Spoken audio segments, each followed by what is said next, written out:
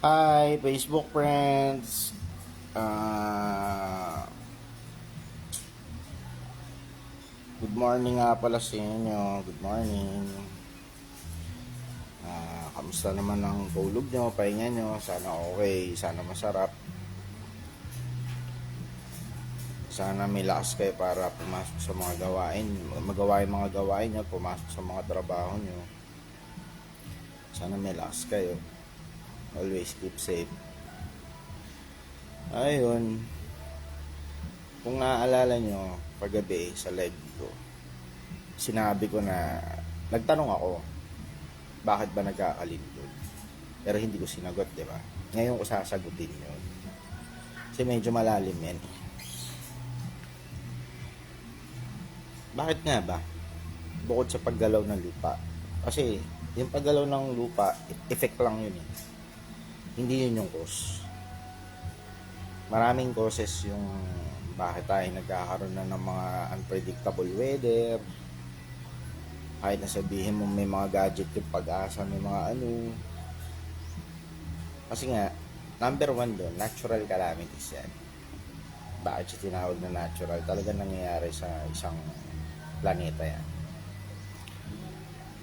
Hindi niyo ba naisip na ang planeta ay isang uri ng makina?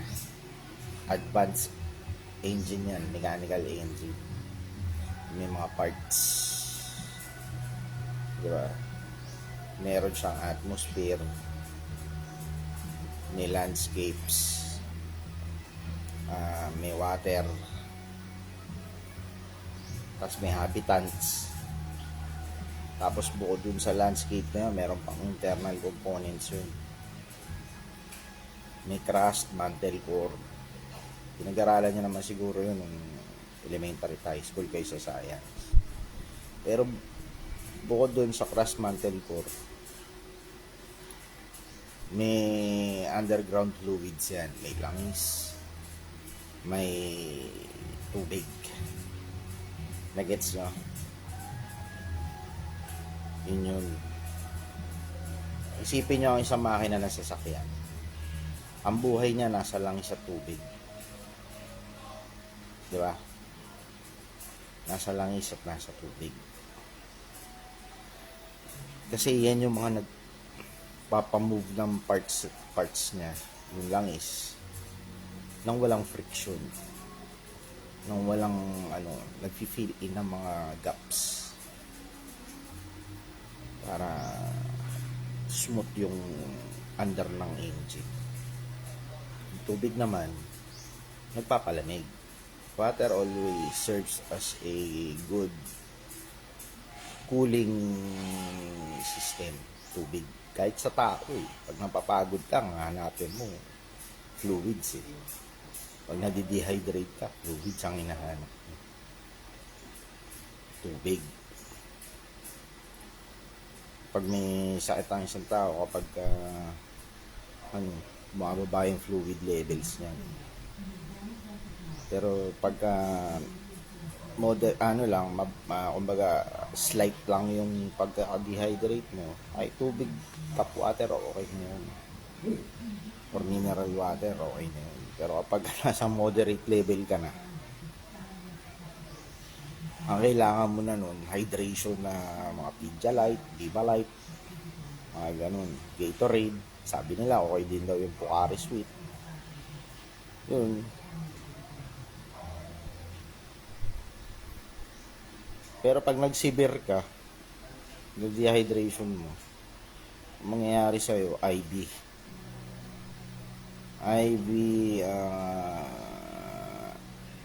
intravenous injection. Yung sa pulso mo, lagyan ka ng IV para ma-cope yun. And besides doon, may ini-inject sa IV ng mga antibiotics panlaban dun sa dehydration mo. Nagets nyo? O yun, isang makina yung planeta natin. Balik tayo sa topic natin. Yung planeta ay isang uri ng makina. At yung mga parts niya, dinidismantle natin. Diba? Pag-isipan natin, Punta tayo sa habitants. Yung mga nakatira sa planeta. Puno. Tingnan mo, may natural cycle siya. Di ba? Ano ba kailangan ng puno? Or halaman? Ang kailangan niya, araw, liwanag, saka yung ulan. Di ba? May natural cycle yung planeta. Sisikat ang araw, minsan uulan, pag natutuyo na yung may natural siyang gano'n. So dahil sa dinidismantle natin paunti-unti yung planeta, sa mga pag-inhabit natin sa planeta nga, ayun, nagre-rebelde rin yung, nasisira din yung makina o saan tayo nakasakay. Nakasakay tayo sa planeta eh. Yeah, habang umiikot siya. May magnet pa yan. Kaya hindi natin nararamdaman na umiikot siya. Diba? May magnetism pa yan. O, bukod sa atmosphere. Yung atmosphere, yun yung nagbibigay ng oxygen. Tsaka nagpo-protect sa atin sa sobrang rays ng araw. May ozone din. Ozone, yun ang po-protect talaga. Yung ozone nasisira na eh. Kasi nga dahil sa combustion. Alisin mo sa food chain yung tao. Tingnan mo, may natural cycle yung food chain. Magmula sa insekto hanggang sa hayop. Kumbaga ano yan eh. Yung food chain siguro from lion, di kasama tao From lion to to insects, to rodents, to reptiles. May yan. Hanggang sa mga kumbaga mammals to insects. May natural cycle siya. Papasok mo ngayon yung tao. Anong ginagawa ng tao? Pinakain yung isda. Kinakain yung karne. Di ba? Di naman masama yung ginagawa natin na pagkain doon kasi pagkain yun eh. Kumbaga sa food natin yun. Kaso kung hindi tama yung pangingisda ng tao, naabuso mo rin yung production ng karagatan. Kung hindi rin tama yung mo ng mga karne, baka, baboy, kambing, manok, pag-abuso pa rin yun. Anything na sobra is masama. Sabi nga too much of everything is suffocating. Sabi sa English, di ba? Ayun yun. Nakakita ka na naman ng baba ng pusa. Baba! Shhh! Ayun. Yung bagay-bagay na ginagawa natin. Tulad yung dati, di ba? Ayaw natin magmataas yung tubig natin. Papalagay tayo ng poso. Paglalagay natin ng poso, ipinabawal ngayon. Kasi nga, nagkukos talaga namin dahil sinisip-sip ng tubig sa ilalim. Natutuyo yung lupa sa ilalim. Ang tendency, pag natuyo yung lupa masyado sa ilalim, nagkakaroon ng gap. Kasi kung mapapansin nyo, nakita nyo kung paano tinayo yung mga bahay nyo. Every time na may naguhukay, after nila maalis yung lupa at umabot sa certain depth, may tubig sa ilalim. Hindi na nagsisilbing pang fill in ng gaps. Tapos, yun rin na nagsisilbing nagpapalamig ng ilalim. Kung aalisin natin, hindi, siyempre. Sa lupa, tubig. Sa karagatan, may langis. Diba? May napapump out sila na langis. Meron din naman sa mga kalupaan na napapump out sila ng langis. Sa tingin nyo, bakit kaya may langis sila nakukuha? Nilagay ng Diyos yun dahil may purpose yun. Hindi dapat yung pinakikailangan. Kaso, paano nga naman yung supply natin ng langis? Malakas ang mga tao gumamit ng langis. Di ba? Malakas tayo gumamit ng dahil sa mga combustion engine, sa mga planta ng kuryente, yung mga barko natin, kailangan ng langis na. Di ba? Yung mga genset na ginagamit ng mga malalaking building, magamit ng langis yan. Kumbaga, isa sa mga prime commodity yung langis ng isang bansa. Kaya nga tinan mo, may gera sa Middle East, nagtataasan yung presyo ng langis, lahat apektado. Buti na lang yung paghinga, tsaka pag-utot, libre pa rin hanggang ngayon. Diba? Baka in the near future, may kaso na pag umutot ka sa tabi mo, hindi ka nagsabi, o kaya hindi ka lumayo, kakasuhan ka. Unjust vexation. Diba? Naisip nyo ba yun? Oh. Nakautot ka na unjust vexation na kaso ka. Oh. Kaso minga ka, nataon, pagbuga mo ng hininga mo, bad breath, o unjust vexation ulit. Oh. Diba? Yung mga kakasokohan yan eh. Kaya ngayon, dahil sa natin, kaya nga tutusin, parang totoo yung sinabi nung minsan na narinig ko ang tao yung virus nung planeta. Kasi we consume too much. We populate, then consume. Diba? Samantalang rational being tayo, may intellectual tayo. Ang pinoproteksyon na kasi natin din, yung mga negosyo na malalaki. Pero kung yung mga negosyo na yun, magkaroon ng alternatibong kapalit, di ba? Siguro, there will be a chance na mapapatagal pa natin yung buhay ng planeta. Mga 10 months. Yun eh. Ang planeta kasi talaga isang malaking makina, hindi lang napapansin ng mga tao. Nakasakay tayo sa isang malaking sasakyan. Diba? Hindi na may mga sasakyan ngayon ginagawang camper van. Diba? Nandun na lahat. O tayo rin, ganun ang ginagawa natin sa planeta. Tatayo tayo na ng bahay sa loob.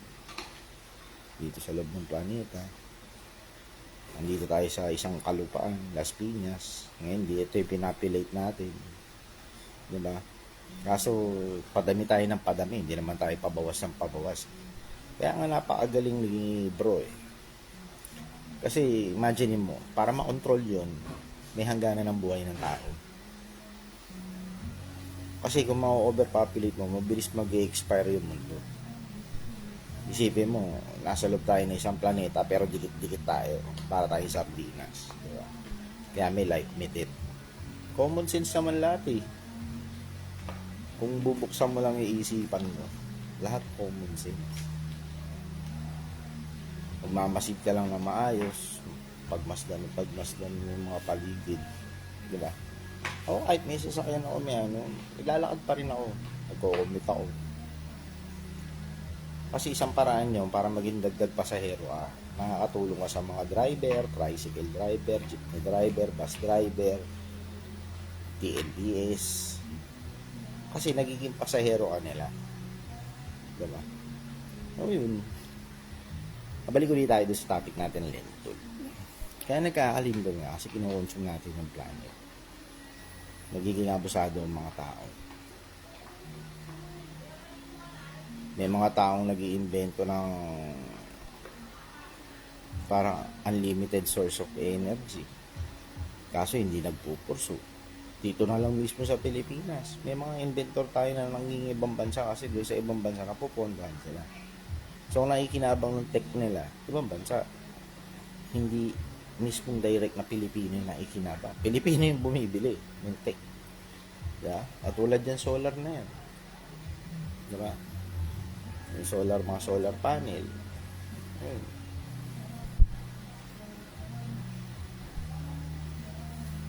Tulad ng mga parts ng rain collector, iba yung nagpo-produce.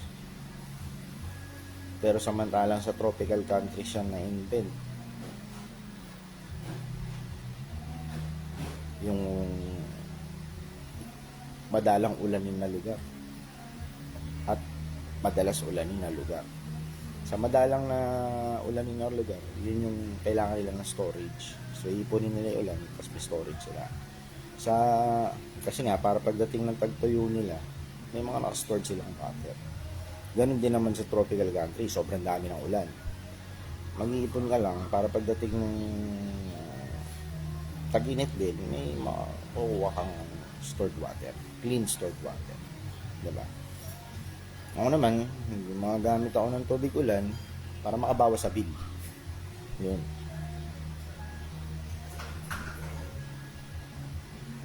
Kasi yung tubig, panlinis eh. Panlinis sa paligid. CR, sa mga aso ko, sakyan ko. Yun, sa bahay, pangudyo sa mga plato, kailangan tubig.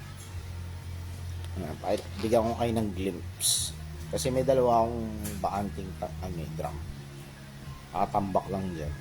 So, magdadagdag ako ng rain collector. Ito yung mga ano nga, nahinihintay pa kasi ako na parts.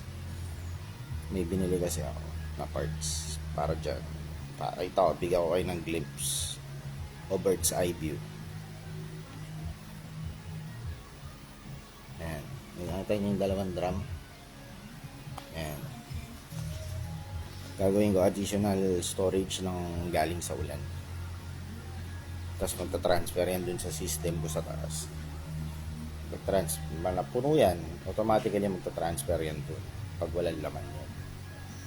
May mga sensor yan. May sensor na tutunog pag yun. Kasi kakat dyan yung magta-transfer. Yung mga ganong sa system, ano lang yun, ako na yung nag-design, iisip o paano siya ma-achieve.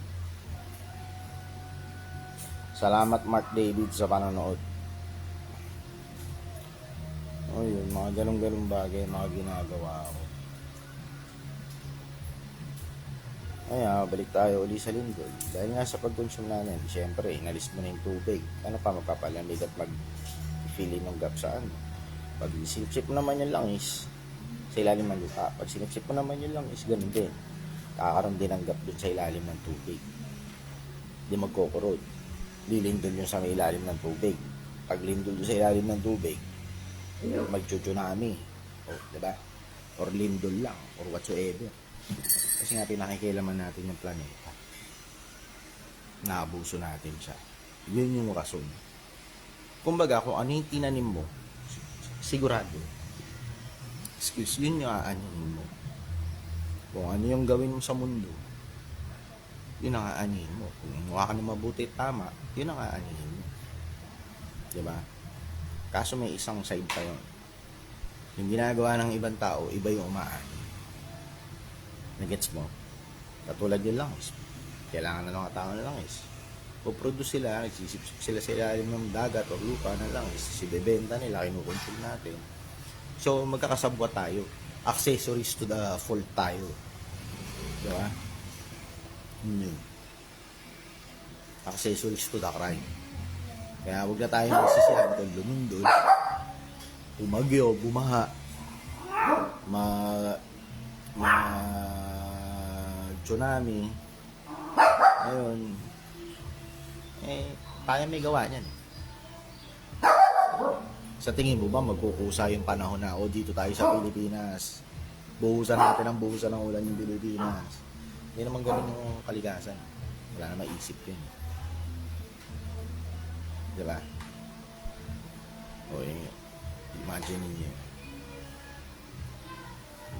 Kumbaga mga bagay-bagay sa paligid natin po. Kape-kape tayo. Mga ka-FB. Ang kailangan natin ngayon isipin kung ano yung tool natin. Ano yung dapat na tool natin. Diba?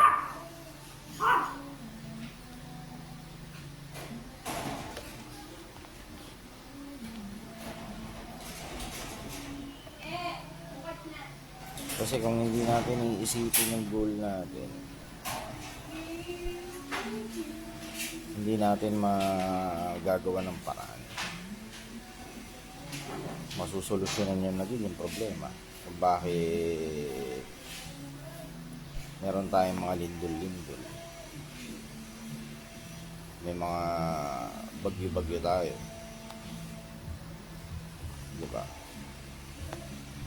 Kailangan nating anihin yung goal. Diba?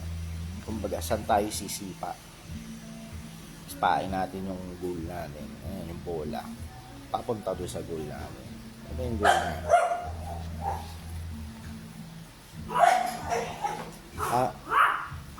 May isa lang akong ika-clarify. Ano yung ika-clarify ko na isa? Yung sinasabi nyo na maraming delikadong wire sa mga poste.